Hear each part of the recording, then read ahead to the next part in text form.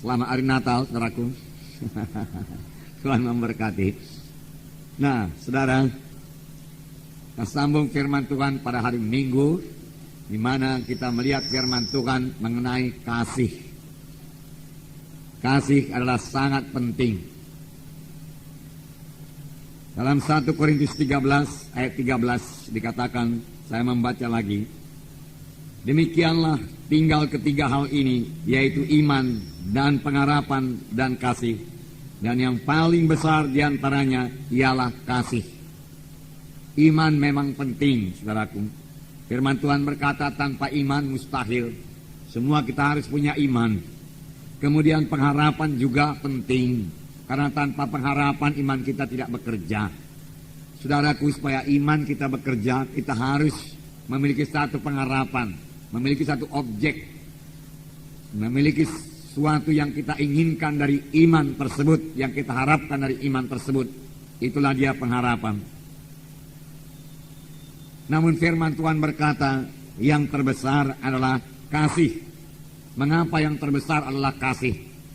Dalam 1 Korintus 13 ini juga dikatakan, mulai ayat 8 saya bacakan kepada saudara, kasih tidak berkesudahan. Jadi kasih itu sampai ke sorga.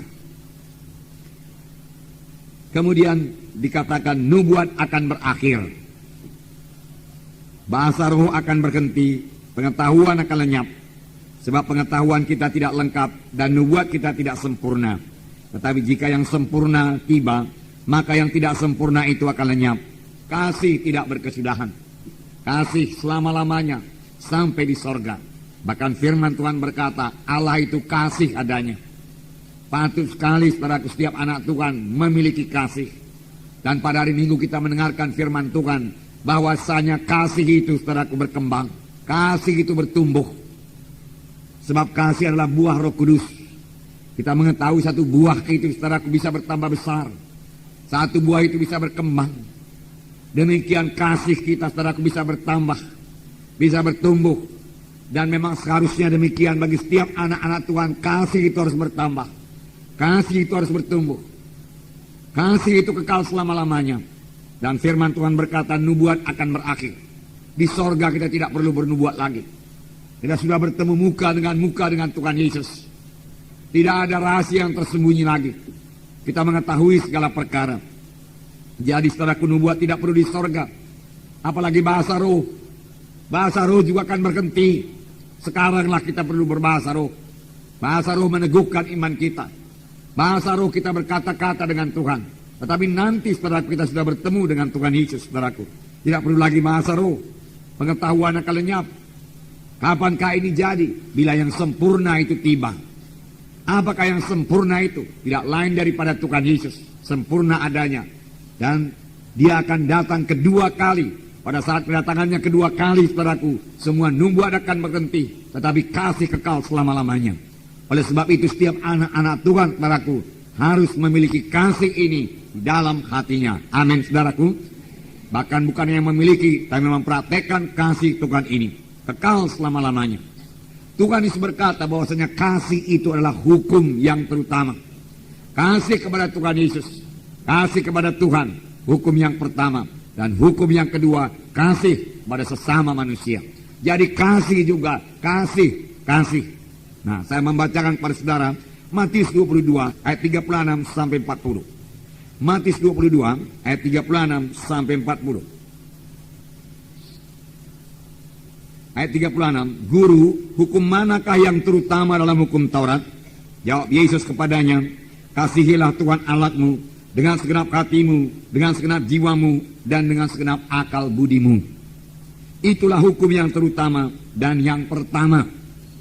Dan hukum yang kedua, sama dengan itu ialah, kasihilah samamu manusia seperti dirimu sendiri. Dan pada kedua hukum inilah tergantung seluruh hukum Taurat dan kitab para nabi. Jadi kasihilah Tuhan Allahmu dengan segenap jiwamu, dengan segenap hatimu, dan dengan segenap kuatmu. Dengan segenap hatimu, kasihi Tuhan Allahmu. Dengan segenap jiwamu, kasihi Tuhan Allahmu. Dengan segenap kuatmu, kasihi Tuhan Allahmu. Inilah hukum yang terutama dan hukum yang pertama. Dan Tuhan Yesus menambahkan hukum yang kedua, yaitu mengasihi sama manusia seperti diri kita sendiri. Saudaraku, mengapa saya bawakan ini kepada saudara? Karena pada hari Natal kita, saudaraku, memberitakan kasih Tuhan yang begitu besar pada kita manusia yang berdosa ini. Kita terhilang, kita yang seharusnya dihukum dalam neraka yang kekal. Karena semua kita telah berdosa dan telah kehilangan kemuliaan Allah. Tetapi Yesus telah datang. Karena Yesus mengasihi kita. Tidaklah ia gemar seorang pun binasa, tetapi ia mau supaya sekaliannya sampai kepada pertobatan. Itu sebabnya Yesus datang menebus kita. Nah, patut saudaraku kita juga memiliki kasih. Dan memang kita sudah memiliki kasih. Yang penting kita selirik pada hari ini. Apakah kasih kita itu kita praktekkan? Apakah kasih kita itu berkembang? Apakah kasih kita itu bertumbuh di dalam hidup kita, dalam kita mengikut Tuhan ini, saudaraku. Nah, saudaraku yang kasih dalam nama Yesus. Jadi, hukum yang pertama, mengasihi Tuhan. Kita selidik hati kita pada hari ini, adakah kita mengasihi Yesus? Dengan segenap hati kita, dengan segenap jiwa kita, dengan segenap pikiran kita, berarti kita memikirkan Tuhan Yesus. Sebab jiwa itu pikiran, saudara, kehendak, dan kita memang mau mengasihi Yesus, saudara. Dan kita memang menaruh kasih kepada Yesus. Itulah dia jiwa. Benarkah demikian, saudaraku? Yesus mengasihi kita dengan segenap kasih, saudaraku, kasih agape, kasih yang daripada Allah. Bagaimanakah kita, saudaraku? Adakah kita mengasihi Tuhan Yesus? Ataukah kita hanya mengasihi berkat-berkatnya saja?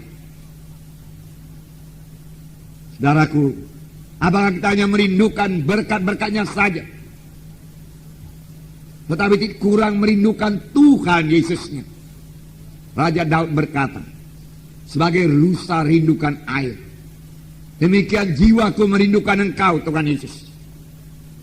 Dia rindu Tuhan Yesusnya, bukan berkat-berkatnya.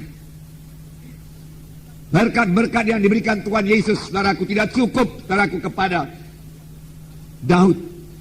Tetapi jiwanya haus akan Tuhan. Jiwanya merindukan Tuhan. Jiwanya rindu bersekutu dengan Tuhan. Jiwanya jatuh cinta kepada Tuhan. Apalagi ruhnya, saudaraku, jatuh cinta kepada Tuhan. Dia mengasihi Tuhan Yesus dengan segenap ruh, jiwa, dan kuatnya atau tubuhnya, saudaraku. Nah, saudaraku, dengan segenap keberadaannya yang mengasihi Yesus, saudaraku.